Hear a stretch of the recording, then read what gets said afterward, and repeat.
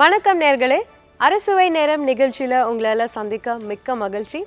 நான் சொன்ன மாதிரியே இந்த எபிசோடு வந்து ஒரு ஸ்பெஷலான எபிசோட். ஏன்னா இந்த எபிசோடில் லோட்டஸ் சீட்ஸ், அதாவது தாமரைப்பூ விதையை வச்சு என்ன செய்யலான்னு நீங்கள் பார்க்க போகிறீங்க. முதலாக தாமரைப்பூ விதையில் ஒரு கறி எப்படி செய்யறதுன்னு பார்க்கலாம். அதுக்கு தேவையான பொருட்கள் நோட் பண்ணிக்கோங்க. தாமரைப்பூ விதை 2 கப், கொடமிளகாய் 1/2 கப், வெங்காயம் 1/4 கப், டொமேட்டோ பியூரி 1 கப், முந்திரி 2 டீஸ்பூன், எள்ளு 1 டீஸ்பூன், கசகச 1 டீஸ்பூன், ஜல்ஜீரா பவுடர் 1/2 டீஸ்பூன், மிளகாய் தூள் 1/2 டீஸ்பூன், உப்பு தேவையான அளவு, சர்க்கரை தேவையான அளவு, மஞ்சத்தூள் தேவையான அளவு. லோட்டஸ் சீட்ஸ், அதாவது தாமரைப்பூ விதை வந்து நேச்சுரலாக கிடைக்கிற ஒரு ஐட்டம். இது வந்து ட்ரைட் ஃபார்மில் கூட கிடைக்கும். இது ரோஸ்டட் ஃபார்ம். அது இல்லாமல் ட்ரைட் ஃபார்மில் கூட இந்த சீட்ஸ் கிடைக்கும். அந்த சீட்ஸ், ட்ரைட் சீட்ஸ் வந்து பாப்கார்ன் மாதிரி கூட நீங்கள் செஞ்சுக்கலாம். இது ரோஸ்ட் பண்ணி உப்பு காரம் கூட போட்டு சாப்பிடலாம். நீங்கள் நிறைய பேருக்கு இதை வச்சு என்ன செய்யணும்னு தெரிஞ்சிருக்காது. ஸோ இந்த நிகழ்ச்சி பார்த்து நீங்கள் இந்த ஐடியாஸ் உங்கள் கிச்சனில் இம்ப்ளிமெண்ட் பண்ணிக்கோங்க. இப்போது இந்த லோட்டஸ் சீட்ஸ் கறி எப்படி செய்கிறதுன்னு பார்க்கலாம். லோட்டஸ் சீட்ஸ் வந்து ரோஸ்டட் ஃபார்ம்லேயே கிடைக்கிறது, ஆனால் இன்னும் கொஞ்சம் ரோஸ்ட் செஞ்சு வச்சுக்கலாம். இப்போது 2 கப்ஸ் லோட்டஸ் சீட்ஸ் லைட்டாக ரோஸ்ட் பண்ணி வச்சுக்கலாம்.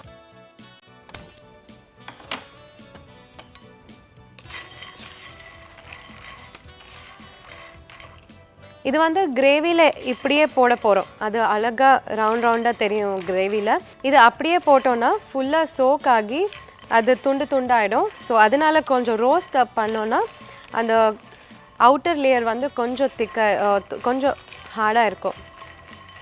நல்லா ஒரு கோல்டன் ப்ரௌன் வர வரைக்கும் இப்படி ரோஸ்ட் பண்ணிக்கலாம். கொஞ்சமாக ஆயில் ஆட் பண்ணால் அந்த அவுட்டர் லேயர் வந்து கிறிஸ்பியாக இருக்கும். ஜஸ்ட் 2 டீஸ்பூன்ஸ் ஆயில் ஆட் பண்ணுறேன்.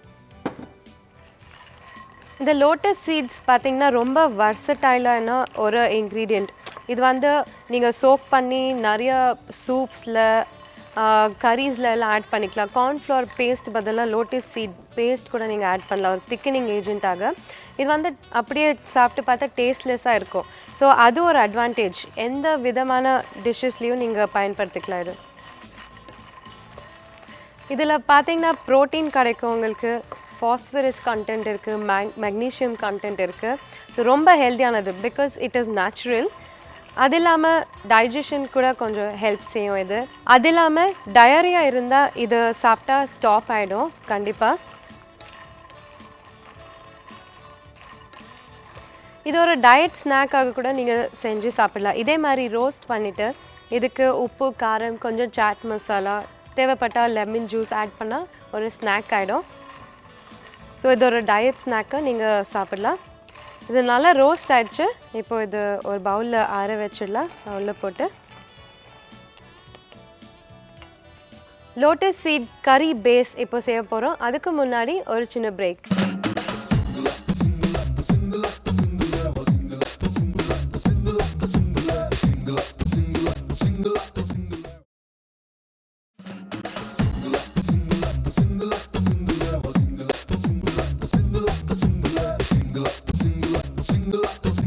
வெல்கம் பேக் டு அறுசுவை நேரம் நேர்களே. இப்போது இந்த கறியோட பேஸ் எப்படி செய்கிறதுன்னு பார்க்க அவளோட காத்துட்ருப்பீங்கன்னு நான் நினைக்கிறேன். வாங்க கறி எப்படி செய்கிறதுன்னு பார்க்கலாம்.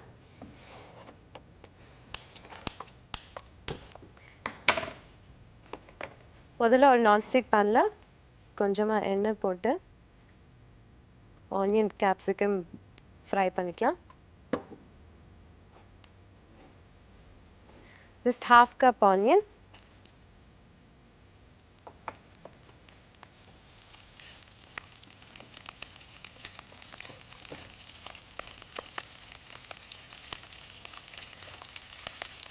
அப்புறமா கொடமிளகாய் இந்த மாதிரி நீட்டாக கட் பண்ணி இதில் ஆட் பண்ணுவேன்.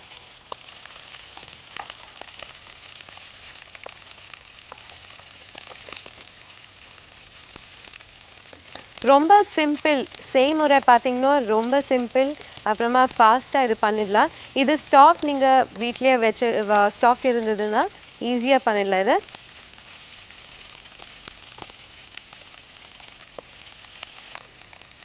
இப்போ இதுக்கு இப்போ அடுப்பு ஆஃப் பண்ணிவிட்டு ஒரு மிக்ஸி ஜாரில் ஒரு பேஸ்ட் செஞ்சு போட போகிறோம். அது வந்து முந்திரி, இதோட கறியோட திக்கனிங்காக முந்திரி ஆட் பண்ணுறேன். 10லேருந்து 12 முந்திரி. அப்புறமா எள்ளு ஒரு டீஸ்பூன். இதுக்கு வெள்ளை எள்ளு யூஸ் பண்ணுறேன். அப்புறமா கசகசை 1லேருந்து 2 டீஸ்பூன். உங்களுக்கு திக்னஸ் எவ்வளோ வேணும்னா அவ்வளோ போட்டுக்கோங்க. இது இல்லாமல் தக்காளி பியூரி கூட போடுறோம். ஸோ முந்திரி ஒன்றே போதும் இது திக்காக செய்கிறதுக்கு. ஸோ இதெல்லாம் ஒரு வாட்டி ட்ரையாக அப்படியே கிரைண்ட் பண்ணிவிட்டு அப்புறமா கொஞ்சம் தண்ணி போட்டு ஒரு பேஸ்ட் மாதிரி வர வரைக்கும் கிரைண்ட் பண்ணிக்கலாம். இப்போது இந்த மாதிரி ட்ரையாக கிரைண்ட் பண்ணி வச்சுருக்கோம் இல்லையா, இது தண்ணி ஊற்றிட்டு கொஞ்சம் பேஸ்ட் ஆகிற வரைக்கும் கிரைண்ட் பண்ணணும்.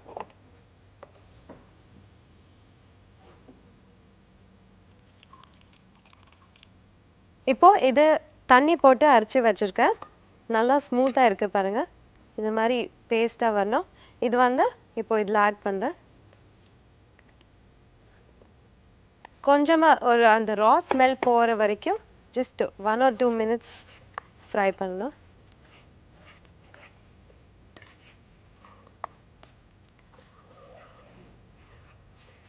கசகசை, முந்திரி, எள்ளு எல்லாமே இந்த திக்கனிங்காக பயன்படுத்துது.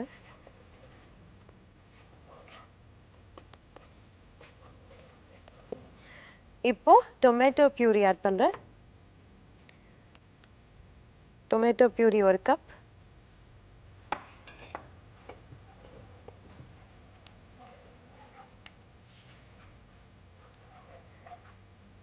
தேவையான அளவு தண்ணி ஊற்றிக்கலாம்.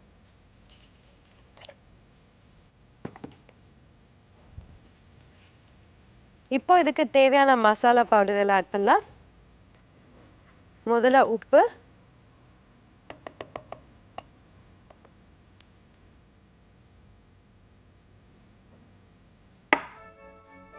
அப்புறமா மிளகாய்த்தூள்,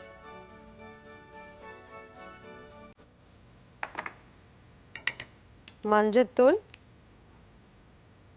1/4 டீஸ்பூன். அப்புறமா இன்னொரு மெயின் இன்க்ரீடியண்ட் ஜல்ஜீரா பவுடர். சாதாரணமாக நீங்கள் வீட்டில் வந்து டைஜஷன் ஆகாமல் இருந்தால் அந்த சமயத்தில் ஜல்ஜீரா பவுடர் யூஸ் பண்ணுவீங்க.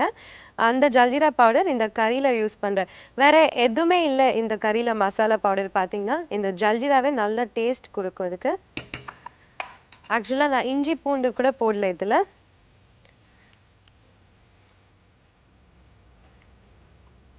இதில் நான் தக்காளி பியூரி போட்டிருக்கேன் இல்லையா, இன்னொரு சின்ன வேரியேஷன் என்னென்னா, தக்காளி பியூரி போடாமல் நீங்கள் தேங்காய் பால் கூட போட்டுக்கலாம்.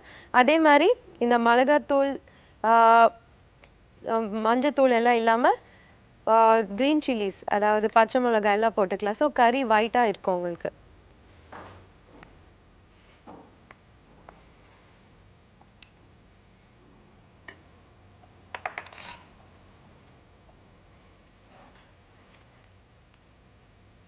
ஒரு 2 minutes ஒரு நல்லா பாயில் கொடுத்துட்டு இந்த லோட்டஸ் சீட்ஸ் இதில் ஆட் பண்ணால் நம்ம கறி ரெடி ஆகிடும்.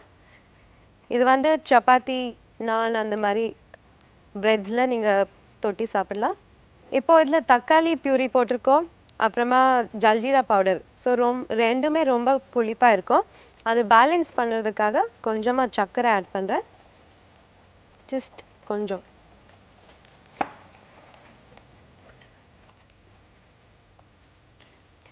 ஓகே, கிரேவி நல்லா கொதிச்சாச்சு.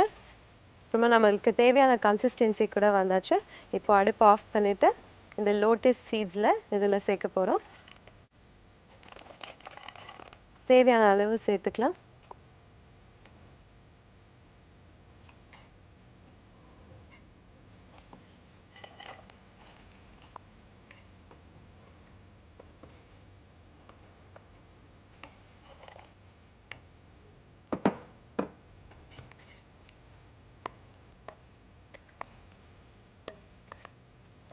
அப்படியே விட்டிங்கன்னா ஒரு 10 minutes அந்த சீட்ஸ் எல்லாம் கொஞ்சம் சின்னதாகிடும். அது நல்லா சோக் ஆகி. ஆனால் ரோஸ்ட் பண்ணி போட்டதுனால அது ஒடியாமல் இருக்கும். நீங்கள் சாப்பிடும்போது அப்படியே முழுசாக வரும்.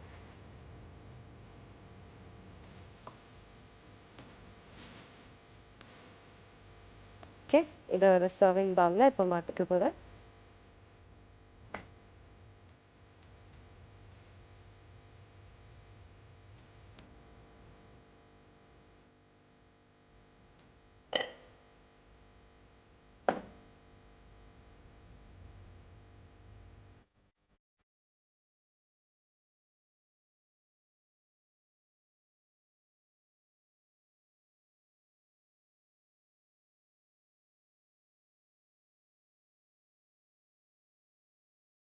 ஓகே நேயர்களே, அருமையான தாமரைப்பூ விதையோட கறி பார்த்தீங்கல்ல.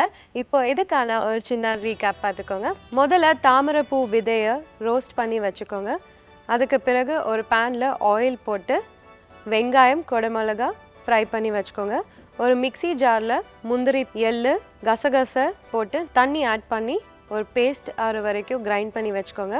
இந்த பேன்ல குடமிளகா, வெங்காயமோட சேர்த்துட்டு ஒரு 2 மினிட்ஸ் ரா ஸ்மெல் போகிற வரைக்கும் ஃப்ரை பண்ணிக்கோங்க. அதுக்கு பிறகு டொமேட்டோ பியூரி, ரெட் சில்லி பவுடர், மஞ்சத்தூள், ஜல்ஜீரா பவுடர் ஆட் பண்ணி நல்லா கொதிக்க வைங்க. லாஸ்ட்டில் தாமரைப்பூ விதை ஆட் பண்ணி ஒரு பவுலில் மாற்றிக்கோங்க. தாமரைப்பூ விதை கறி ரெடி ஆகிடும்.